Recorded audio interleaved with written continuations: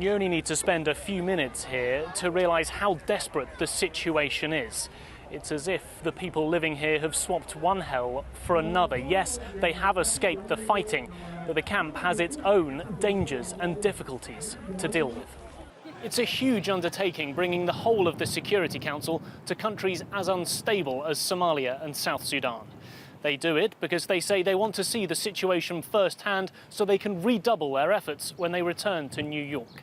Congress has ruled that all 5 9/11 defendants, indeed all of the remaining 41 detainees at Guantanamo Bay, cannot be transferred to US soil for trial. A law change would be needed to overturn that, and that's something that currently seems unlikely. For weeks now, the people of Iowa have had the candidates crisscrossing their state, campaigning at town halls, diners, bowling alleys, or like Hillary Clinton at this high school. All of it designed to build excitement for the people here to get out and caucus. Game, set and match Trump, isn't it, for the nomination? Morning, Piers. Yes, pretty much. He is effectively the nominee now in all but name, but he's not quite there yet. He needs to win a few more state votes over the next month. Morning, Susanna. Yes, that's right. I'm just half a mile away from the nightclub where Ross King is this evening, and it is thought that if perhaps the nightclub had been further from this hospital, then perhaps the death toll could have been higher. Some incredible tales of people carrying their friends the half mile from the club to the hospital. It has been a day, as it was on Saturday, of anger and confusion for many people here. People who've been directly affected, but also for the protesters here, many of them are Muslims, and they simply say that they wanted to come down here to show their solidarity for what they feel is a deeply unfair policy from the Trump administration.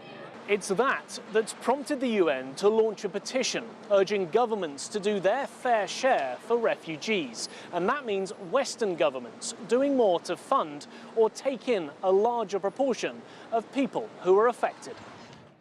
Well, it's a very fast-changing situation here in Watertown this evening. In the last 45 minutes, we've heard gunshots coming from just a short distance away behind me. Creating a country from scratch was surely never going to be easy. But there's a real sense here of not just disappointment, but anger and frustration that things have gone so badly wrong. This collection of tents might not look like the most comfortable place in the world, but for the 150 men who are sleeping in there, it's the best bed they've had all week. The Gurkhas returned here to Camp Bastion last night, and we were here to see them come along the road. This is Korogocha, one of Nairobi's main slums, where more than 100,000 people live in very close, cramped and difficult conditions. And over the years, HIV and AIDS has only made that harder for the men, women and children who live here.